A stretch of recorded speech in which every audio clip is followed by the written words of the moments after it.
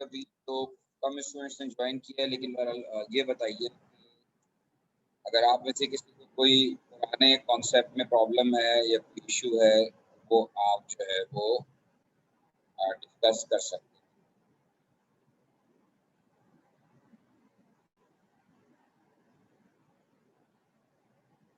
पिछली क्लास में हमने रिएक्शन काइनेटिक्स को डिस्कस किया था और रिएक्शन काइनेटिक्स में मैंने आपको 4 चीज़ें बताई थी कि रिएक्शन काइनेटिक्स बेसिकली हम कहते हैं स्टडी ऑफ रेट और स्पीड ऑफ द रिएक्शन को। रेट काइनेटिक्स में डिस्कस करते हैं factors affecting rate of the reaction. Reaction kinetics में हम स्टडी करते हैं मैकेनिज्म यानी पाथ ऑफ द रिएक्शन कि रिएक्शन किस पाथ से हो रहा है, किस तरह हो रहा है। और इसके अलावा मैंने बात की थी कि रिएक्शन काइनेटिक्स में हम बात करते हैं रिगार्डिंग एक्टिवेशन एनर्जी, यानी वो एनर्जी जो minimum amount of energy required होती है टू इनिशिएट द रिएक्शन, उसकी बात करते हैं। तो वो जो है वो रिएक्शन काइनेटिक्स की हेडिंग के अंडर आता है। अच्छा, अब रिएक्शन काइनेटिक्स में कल मैंने आपको जो आपसे में बात की थी, 2 चीज़ों पे फोकस किया था। एक तो मैंने एनर्जी डायग्राम पे फोकस किया था, जिसमें एनर्जी प्रोफाइल डायग्राम की मैंने बात की थी, और उसमें आपको ये बताया था कि अगर एक्टिवेशन एनर्जी जो है वो लो है या हाई है, इस बात पे डिपेंड करता है कि अगर एक्टिवेशन एनर्जी हाई है तो रिएक्शन स्लो होगा, और अगर एक्टिवेशन एनर्जी लो है तो रिएक्शन जो है वो फास्ट होगा। लेकिन एक्टिवेशन एनर्जी वाला जो रिएक्शन है वो एक्सो और एंडो दोनों हो सकता है। मैंने आपको ये बताया था कि एनर्जी प्रोफाइल डायग्राम में जो है वो ये दोनों चीजें होती हैं, यानी रिएक्शन एक्सो भी हो सकता है, एंडो भी हो सकता है, और एक्टिवेशन एनर्जी लो भी हो सकती है, हाई भी हो सकती है। लेकिन एक्टिवेशन एनर्जी का ताल्लुक एक्सो या एंडो से नहीं है। कोई भी रिएक्शन जो कि एक्सोथर्मिक है उसकी एक्टिवेशन एनर्जी हाई भी हो सकती है, उसकी मैंने आपको डिफरेंट एग्जांपल्स और डिफरेंट कॉन्सेप्ट्स बताए। लेकिन आपको मैंने कहा था कि कोई भी रिएक्शन जो होता है उसमें हमेशा पहले एक certain amount of energy absorb होता है जो कि एक्टिवेशन एनर्जी कहलाती है, एक एक्टिवेटेड कॉम्प्लेक्स बनता है, और फिर उसके बाद एनर्जी रिलीज होती है। अगर वो एनर्जी रिलीज ज्यादा हो as compare to energy absorb तो फिर रिएक्शन एक्सोथर्मिक होता है, और अगर एनर्जी एब्सॉर्ब ज्यादा हो as compare to energy release तो फिर वो एंडोथर्मिक रिएक्शन होता है। ये बात मैं आपसे कल डिस्कस कर चुका हूँ। फिर मैंने आपसे डिस्कस किया था regarding rate of the reaction, और रेट ऑफ द रिएक्शन में मैंने आपसे ये बात की थी कि जो initial rate of the reaction है वो, बल्कि मैंने कहा था 3 तरह के रेट पे हमने बात की थी। एक इनिशियल रेट जो कि हम इनिशियल कॉन्सेंट्रेशन पे निकालते हैं, दूसरा मैंने बताया था एवरेज रेट जो कि हम उसके एवरेज पे निकालते हैं कि total product form divided by time, और तीसरा मैंने आपको बताया था जो कि instantaneous rate of the reaction था, रिएक्शन एट स्पेसिफिक टाइम। उनमें से मैंने आपसे कहा था कि initial rate of the reaction जो है वो सबसे ज्यादा एक्यूरेट होता है, क्योंकि ये आपको बताता है कि रिएक्शन जब शुरू हुआ उस वक्त उसकी स्पीड क्या थी। तो इससे आपको किसी भी रिएक्शन के फास्ट या स्लो होने का सही अंदाजा हो सकता है, क्योंकि किसी भी रिएक्शन का मैक्सिमम रेट होता है वो इनिशियल स्टेज पर होता है, क्योंकि इनिशियली कॉन्सेंट्रेशन जो होती है वो मैक्सिमम होती है, उसके बाद कॉन्सेंट्रेशन कम होना शुरू हो जाती है, और फिर अल्टीमेटली जो है वो कॉन्सेंट्रेशन कम होते हुए फिर रिएक्शन स्लो डाउन होना शुरू होता है। तो मैंने आपको ये भी बताया था कि इस ग्राफ का जो ग्रेडियंट है, वो ग्रेडियंट जो है, इस ग्राफ का जो ग्रेडियंट है वो gradient rate of the reaction, यानी कि जो आप कर्व बनाते हैं कॉन्सेंट्रेशन और टाइम का, कॉन्सेंट्रेशन और टाइम के ग्राफ का जो या कर्व का जो ग्रेडियंट है वो रेट होता है। मैंने आपसे कहा था कि कुछ प्रैक्टिकल ऐसे हैं जिसमें उन्होंने आपसे ग्रेडियंट कैलकुलेट करवा के रेट कैलकुलेट करवाया है। वैसे ये चीज ज्यादातर ए के पेपर के अंदर आती है, लिहाजा एएस में हम इस पे इतने ज्यादा फोकस नहीं करते। अब आज का जो हमारा काम है वो सबसे पहले मैं आपसे बात करूंगा, और वो मैं बात करूंगा regarding concept of collision.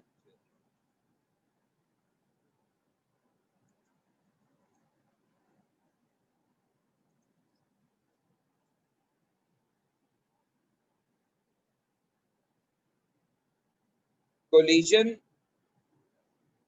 Theory जो है, इसने फर्स्ट टाइम एक्सप्लेन किया कि किस तरह से रिएक्टेंट मॉलिक्यूल्स आपस में रिएक्ट करते हैं, वो कौन से पार्टिकल्स हैं जो आपस में कोलाइड होने के बाद रिएक्ट करते हैं, और वो कौन से पार्टिकल्स हैं जो आपस में कोलाइड होने के बाद रिएक्ट नहीं, जो कोलाइड होने के बाद आपस में रिएक्ट नहीं करते, वो कौन से पार्टिकल्स हैं, और जो कोलाइड करके आपस में रिएक्ट करते हैं वो कौन से पार्टिकल हैं। ये हमें एक्सप्लेन करती है कोलिजन। अब सर आपकी आवाज कट कट के आ रही है। जी सर। जी सर, बहुत कट रही है आपकी आवाज।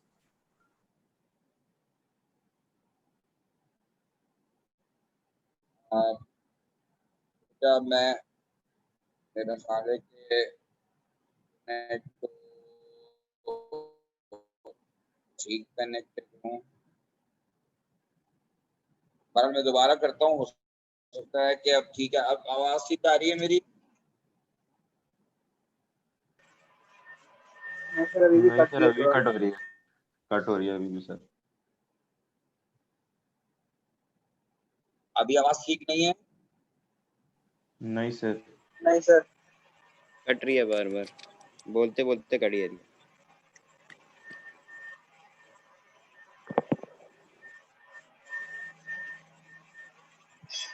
अच्छा, एक मिनट में देखता हूँ, मैं इंटरनेट चेंज करके देखता हूँ।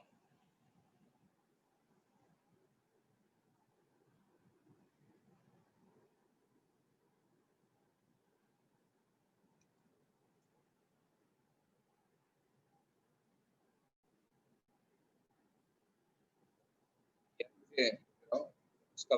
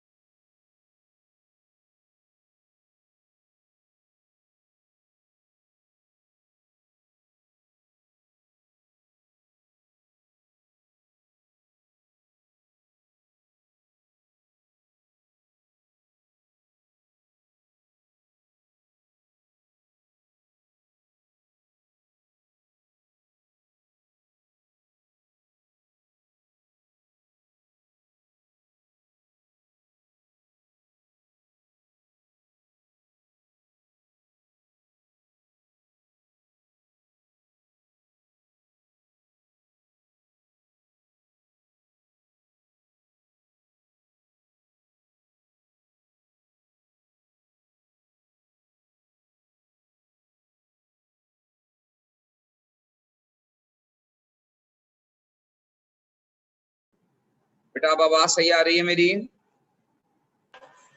जी सर, अब जी सर, अब सही है। सही है। अच्छा, ओके। तो मैं ये बता रहा था कि कोलिजन थ्योरी जो है वो हमें एक्सप्लेन करती है about those particles which give effective collision। ये थ्योरी हमें एक्सप्लेन करती है अबाउट इफेक्टिव कोलिजन, और इफेक्टिव कोलिजन वो होता है जिसके नतीजे में as a result product is formed.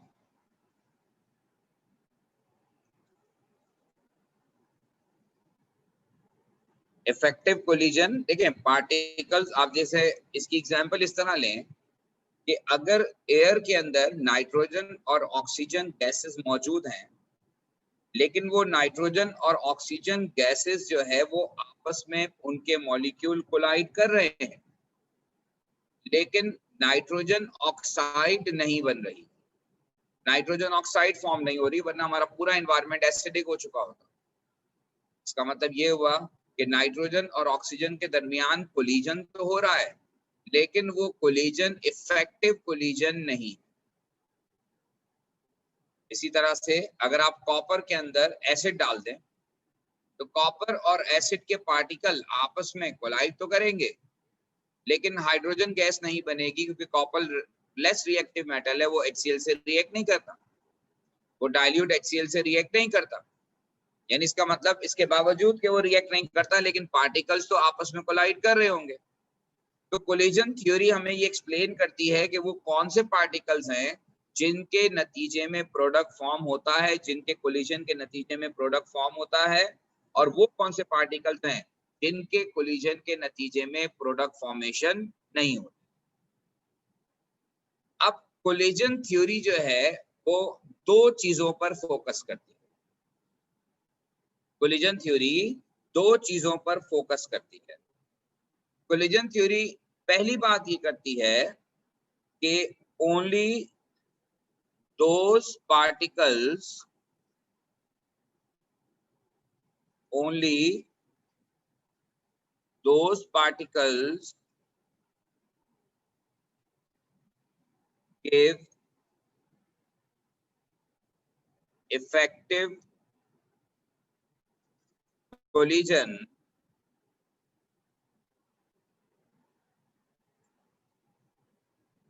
which have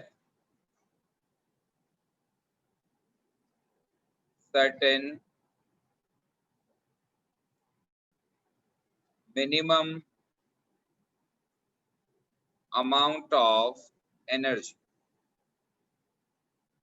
और वो certain minimum amount of energy क्या है? That is activation energy।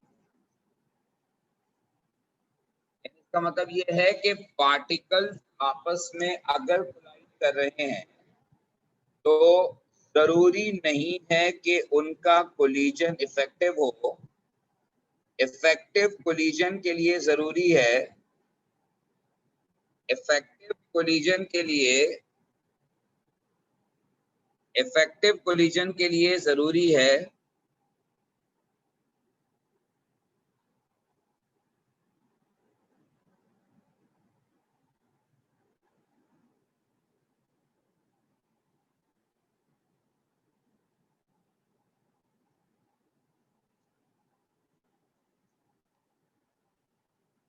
Effective collision के लिए जो जरूरी है वो ये है कि certain amount of energy particle के पास होना चाहिए।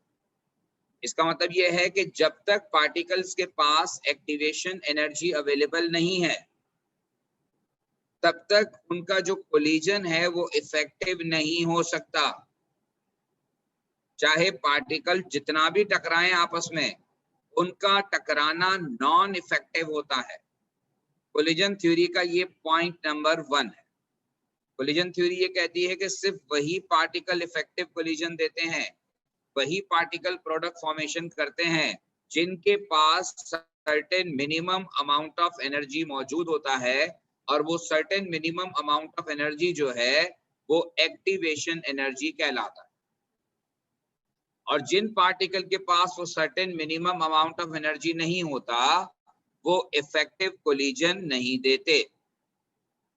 जैसे नाइट्रोजन और ऑक्सीजन के बारे में मैं आपको पहले बता रहा था कि नाइट्रोजन और ऑक्सीजन जब मॉलिक्यूल आपस में कोलाइड करते हैं तो इन पार्टिकल्स का कोलिजन इफेक्टिव इसलिए नहीं होता कि इस रिएक्शन के लिए जो रिक्वायर्ड एक्टिवेशन एनर्जी है इतनी ज्यादा हाई है कि वो एक्टिवेशन एनर्जी अवेलेबल नहीं होती। पार्टिकल्स के कोलाइड करने के दौरान वो एनर्जी अवेलेबल नहीं होती। तो जब पार्टिकल कोलाइड करने के दौरान वो एनर्जी अवेलेबल नहीं होगी तो अल्टीमेटली जो है कोलिजन इफेक्टिव नहीं होगा। तो only those particles give effective collision which have certain minimum amount of energy, that is activation energy. मैं स्टूडेंट्स को आमतौर पे एग्जांपल ऐसे देता हूं कि देखिए फर्ज करें कि आपने एक पत्थर उठाकर किसी पर मार दिया, या चले ऐसे करें कि एक गोली उठा लें जो पिस्टल से चलती है, आपने वो गोली उठाकर किसी पर मारी, लेकिन चूंकि आपने हाथ से वो गोली मारी है लिहाजा कोलाइड तो कर गई, वो उस शख्स से टकरा तो गई गोली, लेकिन चूंकि उसके पास certain minimum amount of energy नहीं थी जो उसको पेनिट्रेट करने के लिए चाहिए, चूंकि उसके पास वो एनर्जी अवेलेबल नहीं थी लिहाजा उस शख्स को कोई नुकसान नहीं हुआ। बिल्कुल ऐसे ही जब दो पार्टिकल आपस में टकराते हैं, जब तक उनके पास एक्टिवेशन एनर्जी अवेलेबल नहीं होगी, वो एनर्जी जो उनको इफेक्टिव कोलिजन देगी, जब तक वो एनर्जी अवेलेबल नहीं होगी तब तक कोलिजन इफेक्टिव नहीं होगा, तब तक कोलिजन इफेक्टिव नहीं होगा। होपफुली मेरी बात समझ में आ गई होगी। अच्छा अब सर जी सर, अगर कोई पार्टिकल रूम टेम्परेचर पे रिएक्ट कर जाता है तो उसकी एक्टिवेशन एनर्जी रूम टेम्परेचर ही लेता है। बेटा आपकी आवाज भी एक सर मैं बोल रहा हूँ कि अगर कोई पार्टिकल रूम टेम्परेचर पे रिएक्ट करता है तो उसकी एक्टिवेशन एनर्जी वही रूम टेम्परेचर ही होगी क्या?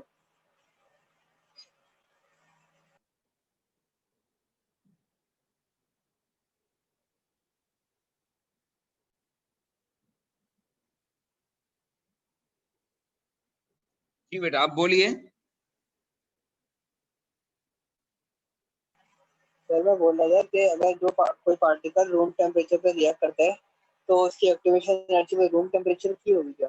जी बिल्कुल, जो पार्टिकल रूम टेम्परेचर पे रिएक्ट करते हैं या इवन लो टेम्परेचर पे भी, उससे भी लो टेम्परेचर पे रिएक्ट कर जाते हैं, इसका मतलब ये है कोलिजन थ्योरी ये कहती है कि उन पार्टिकल के पास एक्टिवेशन एनर्जी अवेलेबल है, इसीलिए उनका जो कोलिजन है वो इफेक्टिव हुआ, और इफेक्टिव कोलिजन का मतलब है प्रोडक्ट फॉर्म हुआ। अच्छा अब दूसरी बात मैं और कर रहा हूं कि कोलिजन थ्योरी जो है वो सिर्फ इस बात पे बिलीव नहीं करती कि पार्टिकल्स का जो है वो कोलिजन के लिए मिनिमम अमाउंट ऑफ एनर्जी होना चाहिए, साथ ही साथ कोलिजन थ्योरी एक और चीज पे भी बिलीव करती है, और वो बिलीव करती है डायरेक्शन ऑफ कोलिजन पर। This is called as orientation of collision. Orientation of collision,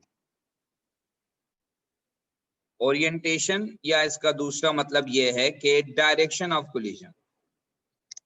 बस कीजिए कि दो पार्टिकल्स आपस में टकरा रहे हैं, लेकिन दोनों के पास एक्टिवेशन एनर्जी अवेलेबल है, लेकिन फिर भी रिएक्शन नहीं हो रहा, तो कोलिजन थ्योरी ये कहती है कि सिर्फ एक्टिवेशन एनर्जी का ही होना काफी नहीं है, बल्कि एक्टिवेशन एनर्जी के साथ साथ जो पार्टिकल्स हैं, पार्टिकल्स जो हैं उनका जो एक दूसरे के साथ कोलाइड करना है, वो कोलिजन जो है वो प्रॉपर कोलिजन होना चाहिए। That should be properly directed collision. क्या होना चाहिए? कोलाइडिंग पार्टिकल जो होने चाहिए, कोलिजन शुड बी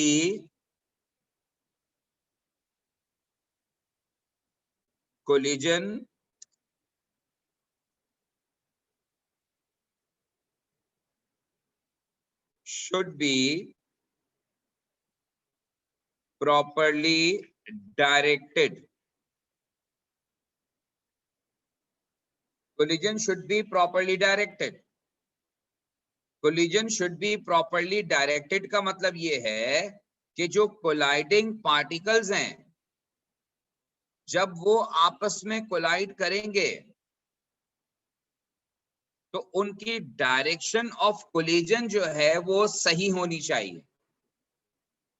यानी आप इसकी बिल्कुल वैसे एग्जांपल लें कि अगर आप एक जो है वो पिस्टल में रखकर गोली चलाते हैं किसी पर, अब आपने गोली चलाई लेकिन वो उसके पड़ोस से गुजर गई, यानी अब गोली के पास एक्टिवेशन एनर्जी अवेलेबल थी, यानी उतनी एनर्जी अवेलेबल थी जो उसको पेनिट्रेट करने के लिए चाहिए, लेकिन चूंकि गोली प्रॉपरली डायरेक्टेड नहीं थी, निशाना ठीक नहीं था, लिहाजा कोलिजन जो है वो इफेक्टिव नहीं हुआ। या इवन गोली कोलाइड भी कर गई लेकिन हाथ के पास से गुजर गई, हल्का सा जख्मी हो गया, लेकिन वो टारगेट पूरा नहीं हुआ। तो जहां तक कोलिजन का ताल्लुक है तो दो बातें इंपॉर्टेंट हैं। पहली बात कि certain minimum amount of energy का होना जरूरी है, और नंबर टू कि ओरिएंटेशन ऑफ कोलिजन या डायरेक्शन ऑफ कोलिजन जो है it should be proper, particle should be properly directed. अगर पार्टिकल प्रॉपरली डायरेक्टेड नहीं होगा, अगर पार्टिकल प्रॉपरली डायरेक्टेड नहीं होगा तो अल्टीमेटली जो है वो कोलिजन जो है इफेक्टिव कोलिजन नहीं हो। अब इसकी एग्जांपल आप यूं समझिए कि अगर फर्ज करें कि एक ऑर्गेनिक मॉलिक्यूल है, आपने पढ़ा है कि ऑर्गेनिक मॉलिक्यूल जो है वो कार्बन कंटेनिंग मॉलिक्यूल है। फर्ज करें 5 कार्बन का ऑर्गेनिक मॉलिक्यूल है और रिएक्शन कार्बन नंबर 3 पे होना है। अब आके एक पार्टिकल हिट करता है कार्बन नंबर 1 पर, दोनों मॉलिक्यूल के पास एक्टिवेशन एनर्जी अवेलेबल है, लेकिन कार्बन नंबर 1 पर हिट करने से रिएक्शन इसलिए नहीं होगा कि रिएक्शन होना कार्बन नंबर 3 पर है। इसका मतलब ये हुआ कि अगर दोनों पार्टिकल के पास एक्टिवेशन एनर्जी अवेलेबल है फिर भी वो आपस में कोलाइड करके प्रोडक्ट फॉर्म नहीं करते, तो फिर उसका रीजन यही होता है अकॉर्डिंग टू दिस थ्योरी कि वो कोलिजन प्रॉपरली डायरेक्टेड कोलिजन नहीं है, उसकी ओरिएंटेशन ठीक नहीं है, डायरेक्शन ठीक नहीं है। जिस जगह पर पार्टिकल को कोलाइड करना है, जिस जगह पर पार्टिकल को बॉन्ड बनाना है, वो पार्टिकल वहां बॉन्ड नहीं बना सकता। फर्ज करें कि एक मॉलिक्यूल NO2 है और NO2 किसी से रिएक्ट करना चाह रहा है और NO2 में बॉन्ड नाइट्रोजन के साथ बनना है, लेकिन पार्टिकल आके टकरा गया ऑक्सीजन के साथ। अब उस पार्टिकल के पास भी एक्टिवेशन एनर्जी अवेलेबल है, NO2 के पास भी एक्टिवेशन एनर्जी अवेलेबल है, लेकिन चूंकि आने वाले पार्टिकल को बॉन्ड नाइट्रोजन से बनाना है और अगर वो आके हिट करता है ऑक्सीजन को तो अल्टीमेटली रिएक्शन एनर्जी होने के बावजूद नहीं हो।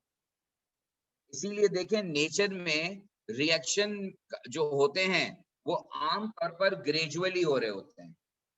इसीलिए रिएक्शन जो है ऐसा नहीं होता कि एक वक्त में आपने अगर जाला दो कंपाउंड को रिएक्ट करवाया तो फौरी तौर पे सारा रिएक्शन कंप्लीट हो गया, फौरी तौर पे सारा प्रोडक्ट बन गया। उसका रीजन यही होता है कि इवन एक्टिवेशन एनर्जी अचीव होने के बाद भी सारे पार्टिकल्स रिएक्ट इसलिए नहीं करते कि वो आपस में जब कोलाइड कर रहे होते हैं तो हर पार्टिकल का जो कोलिजन है वो प्रॉपरली डायरेक्टेड नहीं होता, और चूंकि वो प्रॉपरली डायरेक्टेड नहीं होता तो अल्टीमेटली जो है उसका रिजल्ट जो है वो प्रोडक्ट फॉर्मेशन नहीं होता। होपफुली आपको ये कोलिजन थ्योरी के दोनों पॉइंट समझ में आ गए होंगे। अगर आपके जहन में इससे रिलेटेड कोई क्वेश्चन डेवलप हुआ है या कोई बात हुई है तो पूछ लीजिए।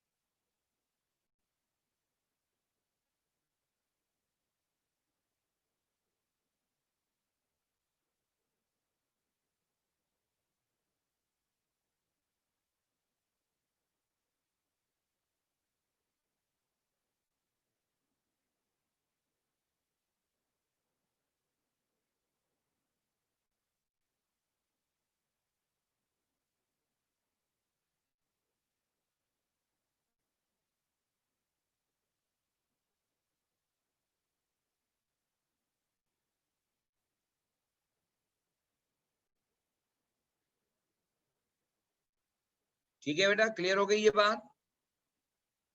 जी सर क्लियर है। ठीक है।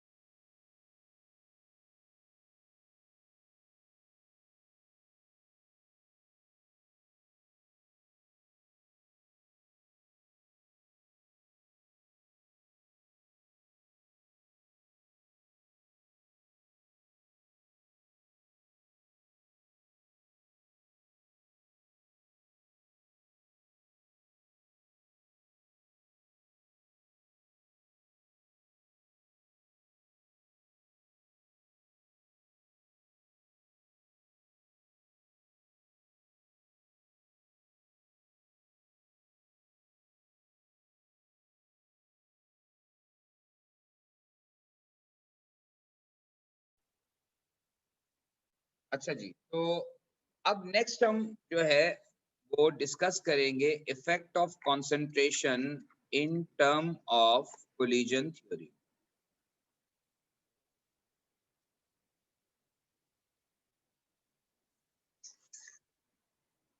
ये पार्टिकल, ये सवाल जो है ये 2 to 3 मार्क का क्वेश्चन पेपर 2 में आता है और उसमें कुछ स्पेसिफिक टर्म्स आपको यूज करनी होंगी जो मैं आपको बता रहा हूं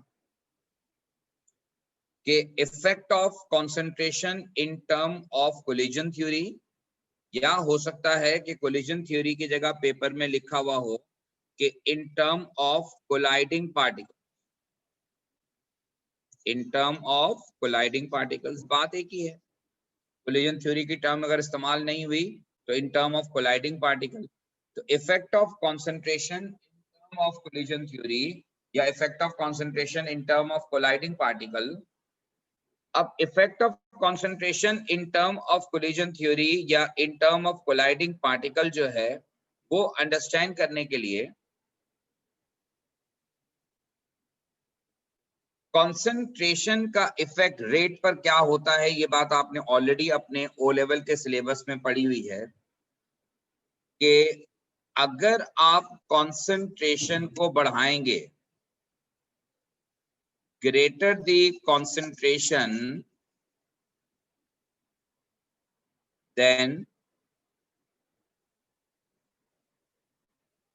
greater will be,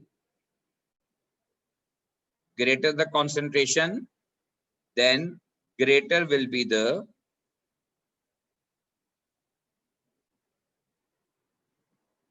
greater the concentration then greater will be the rate of the reaction।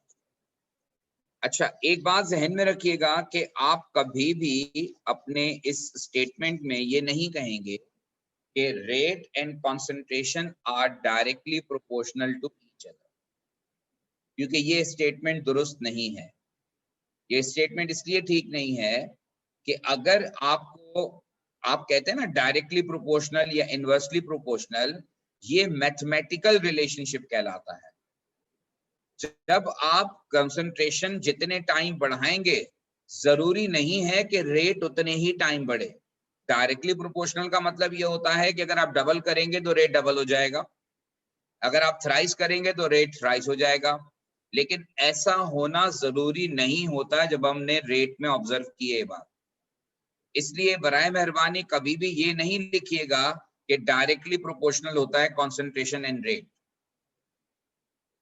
हाँ, आप ये कह सकते हैं कि रेट और कंसंट्रेशन डिपेंडेंट होते हैं कि greater the concentration of reactant then greater will be the rate of the reaction. अब हमें एक सवाल एग्जाम इस तरह दे सकता है कि state and explain effect of concentration of reactant in term of collision theory, describe and explain। तो ये तो हो गया डिस्क्राइब, ये तो आपने रिलेशन बता दिया, डिस्क्राइब कर दिया कि भाई रिलेशन क्या कहता है, ये आपने डिस्क्राइब कर दिया। आपने डिस्क्राइब क्या किया कि greater the concentration of reactant greater will be the rate of the reaction. जितनी कॉन्सेंट्रेशन रिएक्टेंट की ज्यादा होगी, रेट ऑफ द रिएक्शन उतना ही ज्यादा होगा। So greater the concentration of reactant greater will be the rate of the reaction. अब सवाल ये है कि इसको आप एक्सप्लेन कैसे करेंगे, क्योंकि पेपर में सवाल होता है डिस्क्राइब एंड एक्सप्लेन। अब आप सोचिए कि कंसंट्रेशन को बढ़ाने से होता क्या है। कंसंट्रेशन को बढ़ाने से होता ये है कि इंक्रीज इन कंसंट्रेशन का मतलब होता है increase in concentration means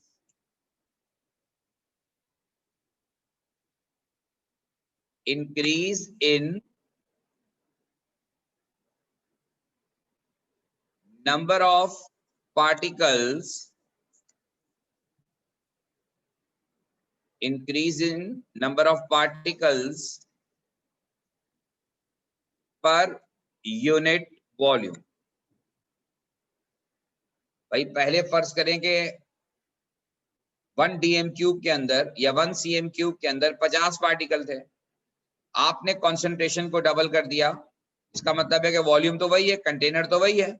उस कंटेनर में जब आपने कंसंट्रेशन को डबल किया, यानी नंबर ऑफ पार्टिकल आपने डबल कर दिए, तो increase in concentration means increase in number of particle per unit volume, कि उस खास वॉल्यूम के अंदर नंबर ऑफ पार्टिकल्स जो है वो इंक्रीज हो गए। अच्छा, अब जब वो नंबर ऑफ, ये एक मार्क है इस बात का कि increase in concentration means increase in number of particle per unit volume, और जब number of particle per unit volume increase हुए तो ये क्या इंडिकेट करता है, इसके नतीजे में क्या होगा, इसके नतीजे में होगा ये कि collision frequency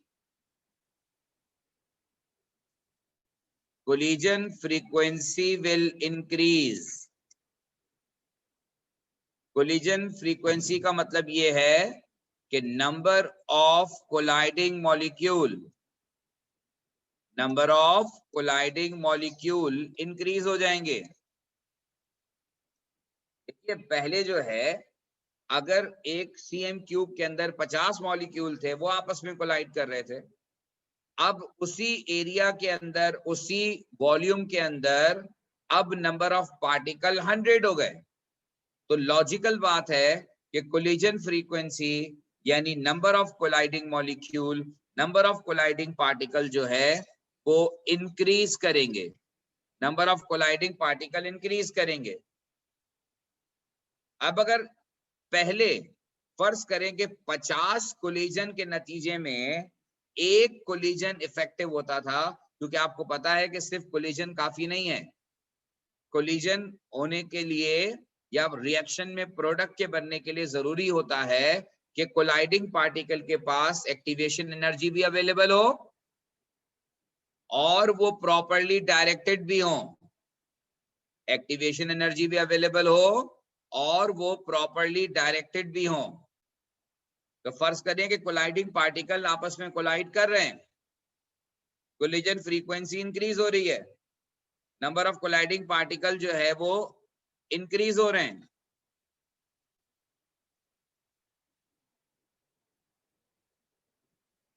number of colliding particles increase हो रहे हैं।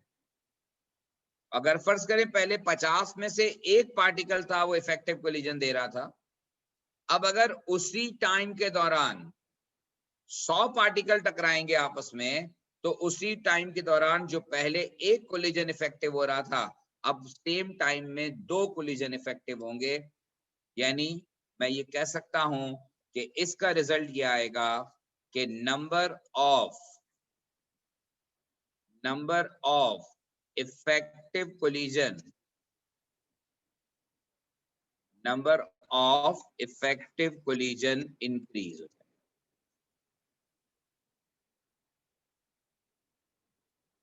नंबर ऑफ इफेक्टिव कोलिजन जो है वो इंक्रीज हो जाएगा।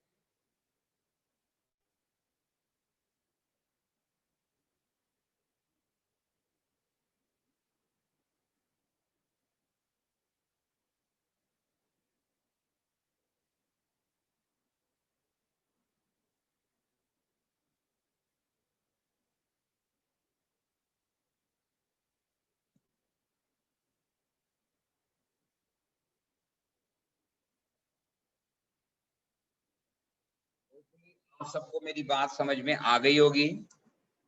ये 3 पॉइंट्स हैं जो आपको यहाँ पे लिखने थे कि increase in concentration means increase in number of particle per unit volume, जिसकी वजह से कोलिजन फ्रीक्वेंसी यानी number of colliding molecule, number of colliding particle increase करेंगे, hence number of effective collision increases. और number of effective collision increase होने का मतलब ये है कि rate of the reaction increases, rate of the reaction. ये स्टोरी है related to rate of the reaction. What is the effect upon rate of the reaction when concentration is increased? Increase in concentration will increase rate of the reaction. And why it will increase? Because the number of particle per unit volume will increase. As a result, collision frequency will increase. Particles more frequently collide with each other. ठीक है, ये जो हम कह रहे हैं कि number of colliding particle increases का मतलब यही है कि नंबर ऑफ पार्टिकल या number of colliding particle increase हो जाएंगे। पार्टिकल ज्यादा फ्रीक्वेंटली कोलाइड करेंगे आपस में, और जब पार्टिकल फ्रीक्वेंटली कोलाइड करेंगे आपस में तो number of effective collision increase हो जाएंगे। अगर पहले यूनिट टाइम में एक पार्टिकल इफेक्टिव कोलिजन दे रहा था, तो अब उसी यूनिट टाइम के अंदर जो है वो 2 पार्टिकल इफेक्टिव कोलिजन देंगे, क्योंकि नंबर ऑफ पार्टिकल हमने डबल कर दिए थे, जिसकी वजह से कंसंट्रेशन भी डबल हो। होपफुली आपको मेरी ये पूरी बात समझ में आ गई होगी। अगर इसमें किसी किस्म का कोई क्वेश्चन है आपका तो प्लीज पूछ लें। इसको मैंने पूरी कहानी को यहाँ क्लोज अप कर दिया है कि effect of concentration in term of collision theory. सवाल आता है 3 मार्क का कि describe and explain effect of concentration in term of collision theory. तो ये डिस्क्राइब है और ये एक्सप्लेनेशन। अगर कोई क्वेश्चन है इससे रिलेटेड, कोई बात नहीं समझ में आई तो पूछ लीजिए।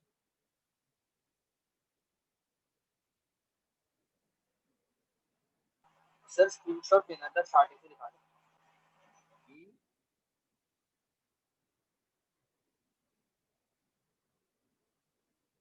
क्या कह रहे हैं? स्क्रीनशॉट लेना था, स्टार्टिंग से दिखा देना। स्क्रीनशॉट लेना।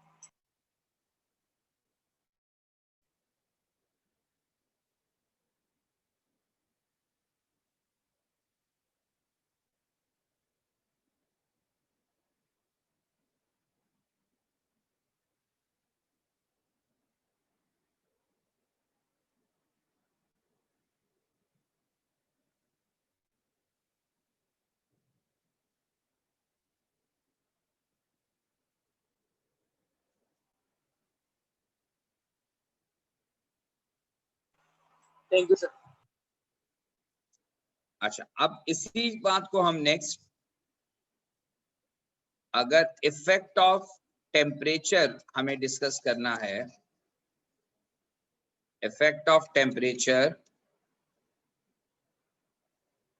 इन term of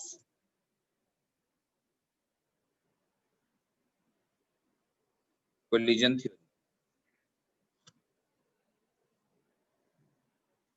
effect of temperature in term of collision theory.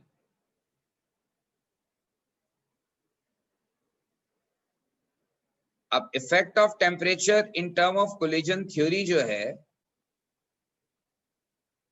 Again describe and explain. तो ये बात आपको पता है कि अगेन डिस्क्राइब में ये आएगा कि increase in temperature, increase in temperature increases rate of the reaction।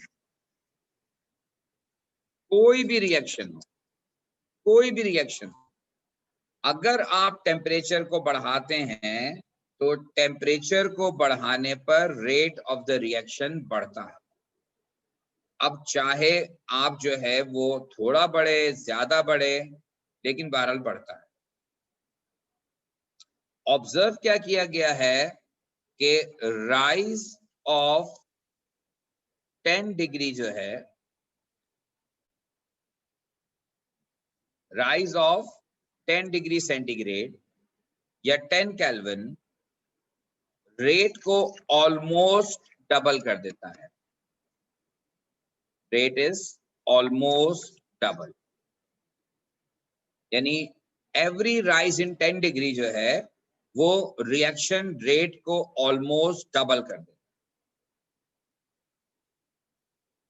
इसी वजह से हम ये देखते हैं कि गर्मी के मौसम में जो खाना है वो जल्दी खराब हो जाता है, क्योंकि गर्मी के मौसम में टेम्परेचर ज्यादा होने की वजह से जो बायोकेमिकल रिएक्शन खाने के अंदर होता है वो ज्यादा तेजी के साथ हो, और जो आपका फूड है वो ज्यादा तेजी से डिग्रेड करता है।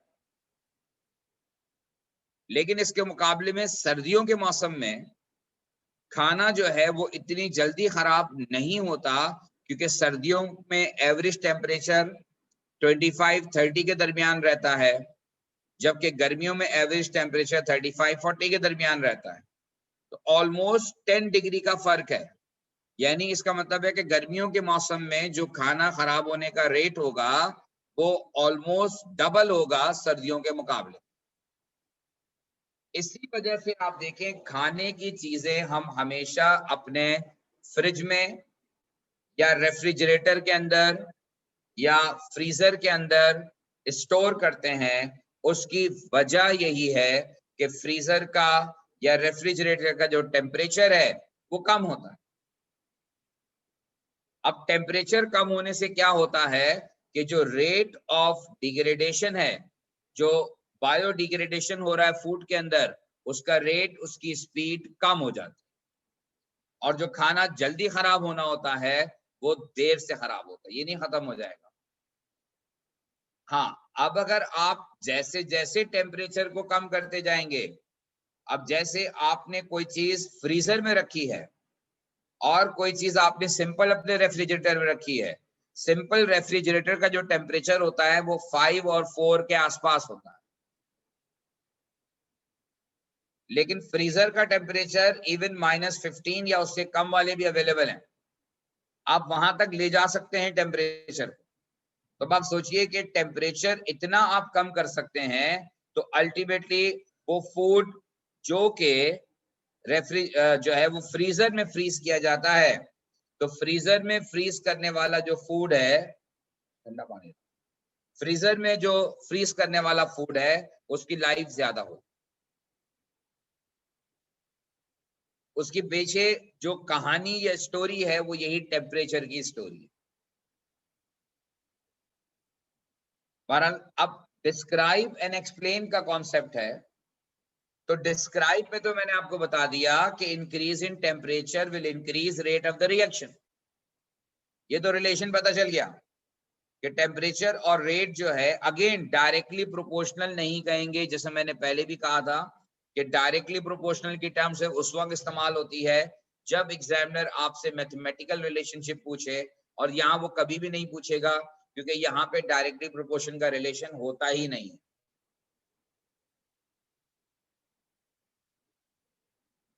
लेकिन टेम्परेचर के बढ़ाने से रेट ऑफ द रिएक्शन पर इफेक्ट पड़ता है।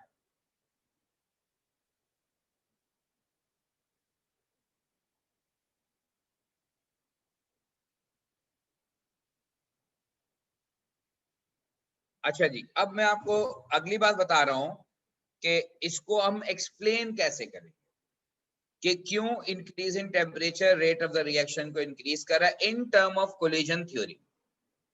कोलिजन थ्योरी के मुताबिक इसकी एक्सप्लेनेशन क्या होगी? इंक्रीज इन टेम्परेचर क्या करेगा? इंक्रीज इन टेम्परेचर से क्या होगा? It increases average kinetic energy of molecules या पार्टिकल्स। टेम्परेचर इंक्रीज होने से, क्योंकि टेम्परेचर जो होता है शायद आपको पता हो, ये normally average of internal energy होता है जिसमें काइनेटिक एनर्जी बड़ा इंपॉर्टेंट रोल प्ले करती है। बहरहाल जब टेम्परेचर आप इंक्रीज करते हैं तो average kinetic energy of particle increase हो जाती है, और जब पार्टिकल्स की एवरेज काइनेटिक एनर्जी बढ़ेगी तो पार्टिकल्स की जो है वो मूवमेंट और स्पीड ऑफ पार्टिकल जो है, मूवमेंट ऑफ पार्टिकल जो है वो इंक्रीज हो जाएगी। स्पीड या मूवमेंट ऑफ पार्टिकल जो है वो इंक्रीज हो जाएगी। अब स्पीड या मूवमेंट ऑफ पार्टिकल के इंक्रीज होने से क्या होगा? उससे ये होगा कि पार्टिकल्स जो कोलाइड करेंगे, पार्टिकल्स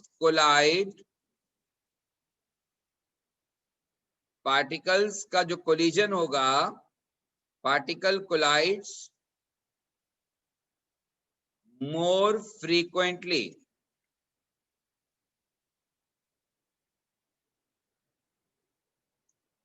पार्टिकल ज्यादा फ्रीक्वेंटली कोलाइड करेंगे एक दूसरे के साथ। यानी इन अदर वर्ड्स हम ये कह सकते हैं उसी तरह से कि इंक्रीज इन टेम्परेचर से जो है वो काइनेटिक एनर्जी बढ़ी, पार्टिकल ज्यादा तेजी से मूव करने लगे, तो इसका मतलब ये है कि पार्टिकल्स की कोलिजन फ्रीक्वेंसी इंक्रीज कर, और पार्टिकल की कोलिजन फ्रीक्वेंसी के इंक्रीज होने से क्या हुआ? पार्टिकल्स की कोलिजन फ्रीक्वेंसी के इंक्रीज होने से क्या हुआ? हुआ ये कि number of effective collision increase हो, नंबर ऑफ इफेक्टिव कोलिजन।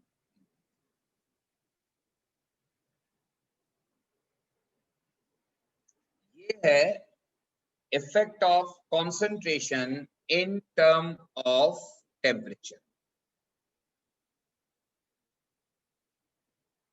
ये स्टोरी आपके सामने लिखी।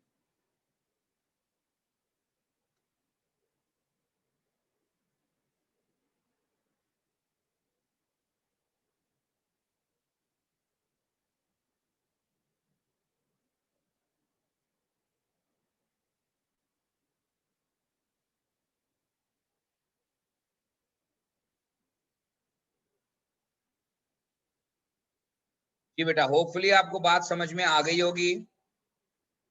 अब अगर किसी किस्म का किसी को कोई क्वेश्चन है, ये कोलिजन थ्योरी आज हमने बात की, और कोलिजन थ्योरी में ये दो फैक्टर्स हैं जो कोलिजन थ्योरी से हमें एक्सप्लेन करने थे। ये दोनों फैक्टर मैंने कोलिजन थ्योरी की टर्म में एक्सप्लेन कर दिए हैं। अगर आपको स्टिल कोई लगता है कि कोई बात क्लियर नहीं है तो पूछ लीजिए।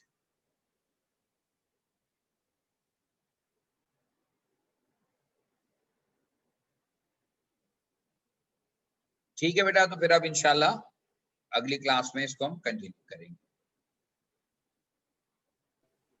Okay sir.